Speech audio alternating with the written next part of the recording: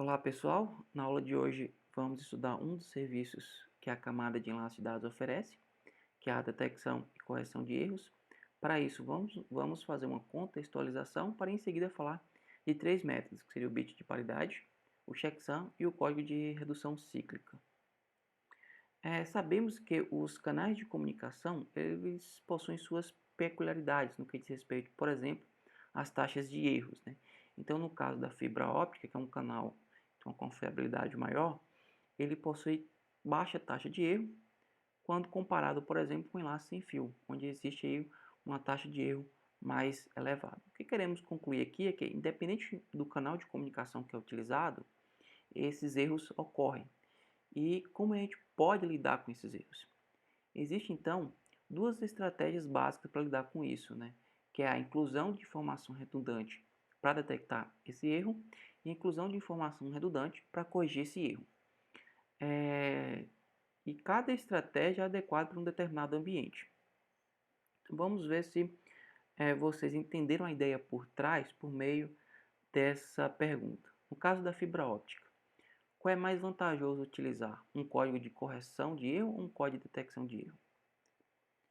Se você respondeu aí correção de erro, você consegue criar um raciocínio lógico para justificar essa resposta? Provavelmente não, porque no caso da fibra óptica, que é um canal que tem uma confiabilidade melhor, a sua taxa de erro é menor.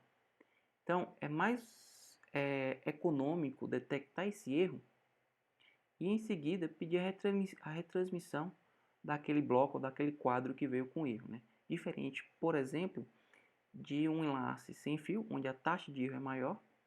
Se eu detectar esse erro e pedir posteriormente a sua retransmissão, existe uma probabilidade maior de aquele erro acontecer novamente. Então, nesse caso, seria mais ideal, interessante usar um código de correção de erro, né? Diante disso, então, vamos estudar alguns três métodos, né, de correção de erro, né, que é utilizado em enlaces em que a taxa de erro é menor, que seria o bit de paridade, o checksum e o código de redundância cíclica, né? No caso do bit de paridade, é a estratégia mais simples que permite ali a detecção de erros individuais.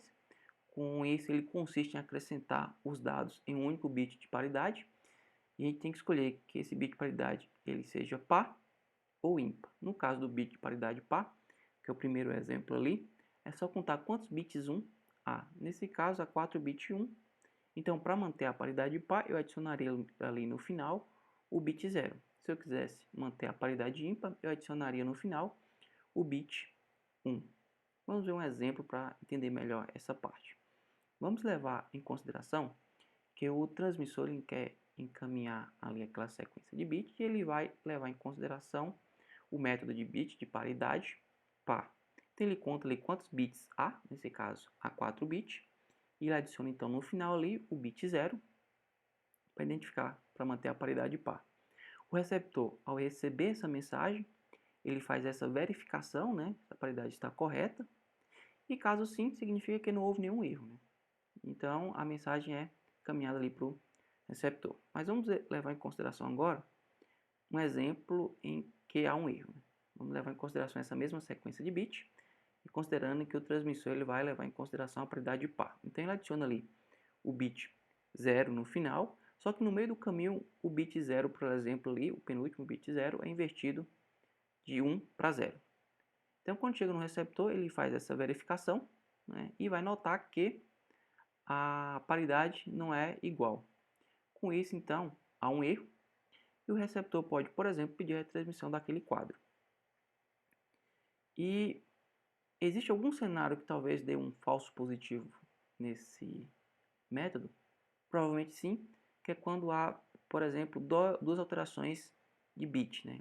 Nesse caso, um bit 1 seria alterado para 0 e um outro bit 0 seria alterado para 1. O bit paridade, esse método, ele aceitaria, né? Só que houve um erro ali naquela mensagem. Então, uma limitação do bit paridade é que ele detecta apenas erros de um único bit. E como podemos resolver erros em rajadas? Uma das formas de resolver erros em rajadas, né, seria usar o método de entrelaçamento. Nesse caso, a ideia por trás é que os dados eles são formatados na forma de matriz e a gente calcula os bits de paridade sobre os dados em uma ordem diferente. Neste caso, os bits de paridade eles são calculados para cada coluna e na última linha ali há os n bits de bit de paridade.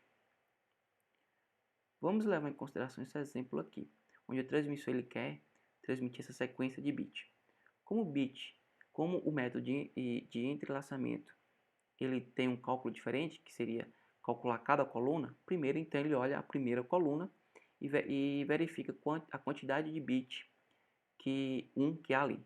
Então há 7 bit 1. Se levarmos em consideração que a paridade que é utilizada é a par, adicionaríamos ali então no final daquela linha, daquela coluna, né, daquela linha, desculpe, o bit 1.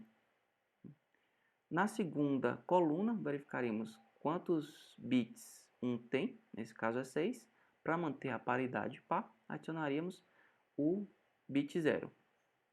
E assim sucessivamente. No caso da segunda coluna, seria 3 bits. Para manter a paridade par, adicionaríamos o bit 1. Então, isso é feito até concluir, né, essa última linha. Com isso, o transmissor ele já está pronto para enviar esse dado para o receptor, né? Só que quando chega ali no meio do caminho, ocorre um erro em rajada, que é marcado ali por aqueles bits que estão em vermelho, né? Então o receptor ele faz a verificação e ele vai notar que há um erro ali.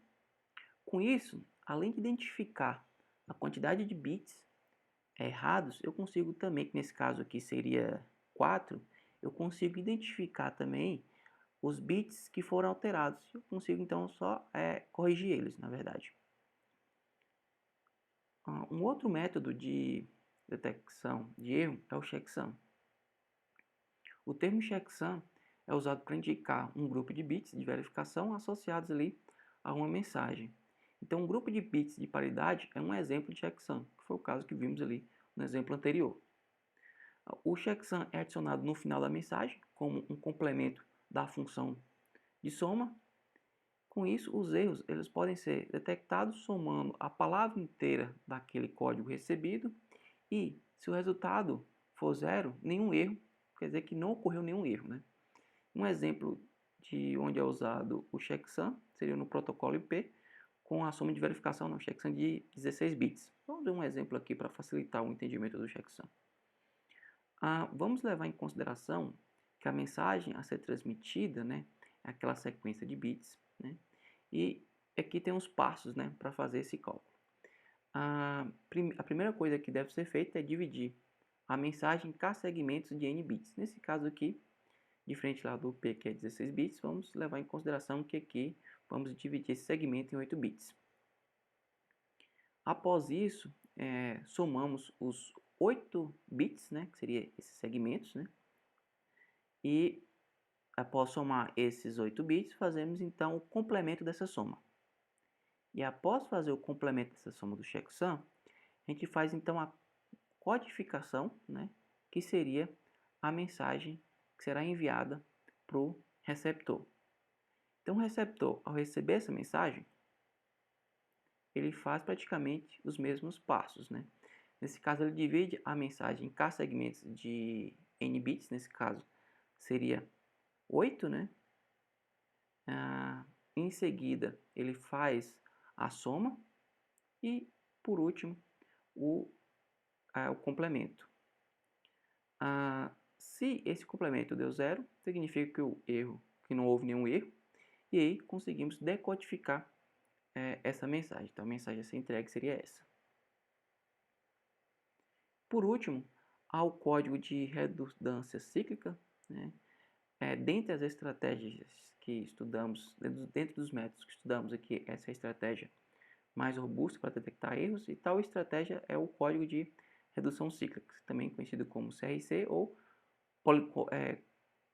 também conhecido como código polinomial, né? Porque a gente consegue transformar a sequência de bits em um polinômio.